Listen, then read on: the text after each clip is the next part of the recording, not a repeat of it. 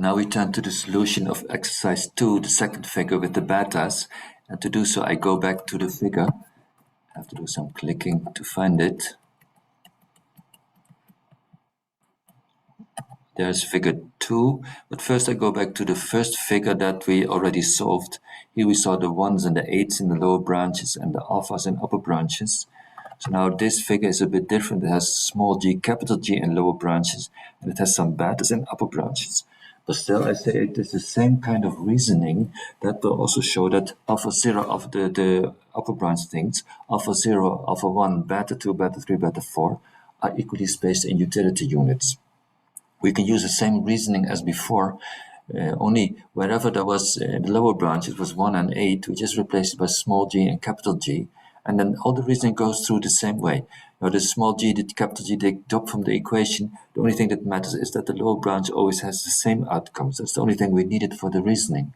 So we do the same algebra, we replace everywhere 1 by small g, 8 by capital G, and we simply get alpha 0, which is 10, alpha 0, alpha 1, beta 2, beta 3, beta 4 are also equally spaced in utility units.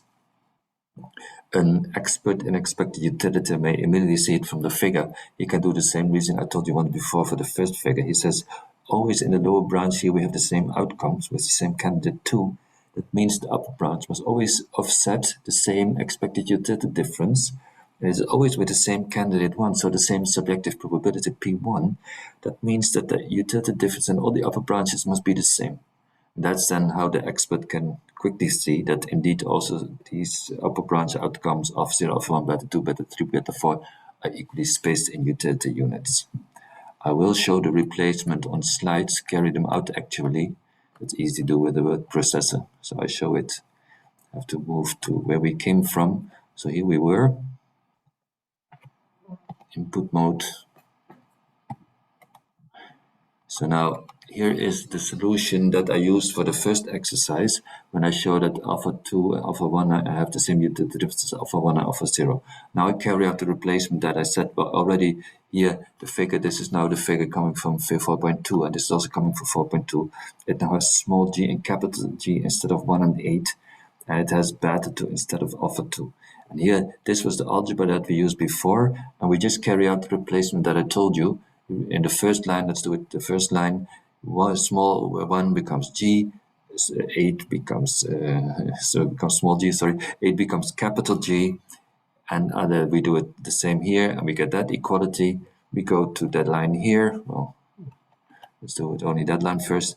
Small g instead of 1, capital G instead of 8, beta 2 instead of alpha 2. We carry out the same replacement in the other lines, and we get that result.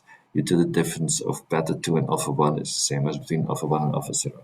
So the same thing as we saw with alpha 2, also with beta 2. Then we can do the same thing with beta 3. And here, I just carry it out. It's the same. You can pause the video, look slower if you want more time. But the same thing, your word processor can do the proof for you. The utility difference between beta 3 and beta 2 is as between beta 2 and alpha 1. And here I did it for last figure, but I just click through. You can pause the video if you want to spend more time watching at it. Indeed, we can prove the same way. The alpha 0, alpha 1, beta 2, beta 3, beta 4 equally spaced utility units just as much as alpha 0 up to alpha 4 were. Another question is, how are the betas related to the alphas? Well, if we, one thing is the utility of beta 2 minus utility of alpha 1 is utility of alpha 1 minus utility of alpha 0. We have that same thing if I replaced beta 2 by alpha 2. So if I say utility of alpha 2 minus, well, etc. But that can only be if beta 2 is alpha 2. So we can conclude from what we found that beta 2, well, utility of beta 2 must be equal to utility of alpha 2. Utility is strictly increasing. Beta 2 must be alpha 2. Then we can extend the reasoning to beta 3. We heavily use that we already know that beta 2 is alpha 2. And then we say utility of beta 3 minus utility of beta 2, which is utility of alpha 2, is the same as utility of beta 2 alpha 2 minus utility of alpha 1. That same thing holds if I put alpha 3 instead of beta 3.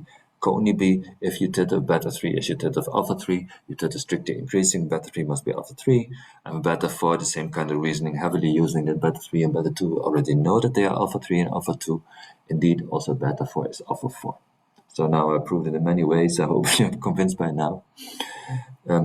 But you can see that this is an empirical prediction of expected utility.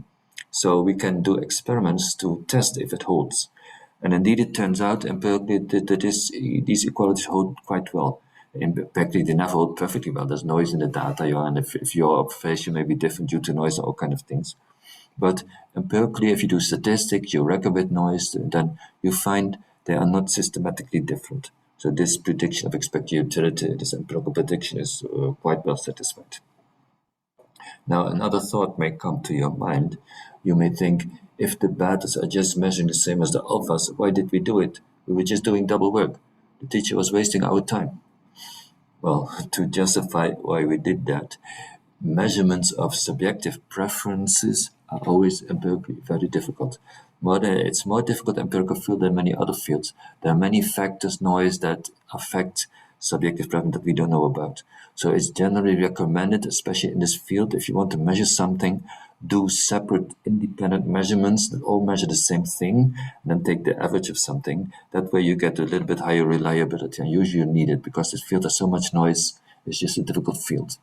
So mostly in empirical studies, people do such things, it's different measurements of the same concepts. And if it then happens that your different measurements give very different results, then you start doubting if the theory that you assume holds.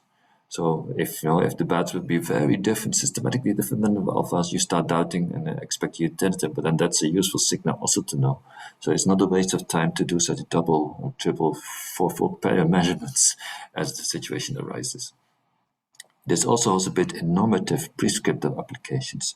If a decision analyst goes to a company to give consultancy advice and they study what is the best way to take risk, they may ask hypothetical questions. Imagine what would you do if, first for instance, measure the alphas, then the betas, and then if these are different, then you have something to discuss. There's something, and you see if alpha 3 is very different than beta 3, then probably people are not giving rational answers. Maybe there's something wrong. So you talk with your client and you say, I have the feeling that it's better for you if alpha 3 is smaller, or maybe that beta 3 is bigger. What do you think?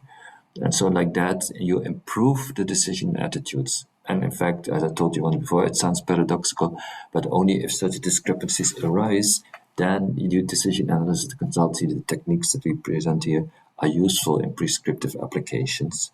So these double measurements are surely worth their while. Now I go to the solution of the next exercise, but that will be in the next recording. So I'm going to stop this recording now.